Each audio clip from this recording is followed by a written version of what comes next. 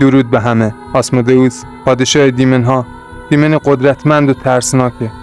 او حلقه تقوا میبخشه و مهارت‌های مثل حساب، هندسه و نجوم رو آموزش میده. آسمودئوس توانایی نامری کردن انسان‌ها رو داره و میتونه دفینه‌ها رو آشکار کنه. اون با 3 سر به شکل گاو نر، مرد و قوش ظاهر میشه و دومی مثل مار داره. پاهاش مثل قازه و به یک اژدهای جهنمی سواره. این دیمن نماد وسوسه و فساده و انسان‌ها رو به سمت گناه سوق میده. اون در زمینه‌های عشق و شهوت عمل میکنه و میتونه روابط انسانی رو مختل کنه.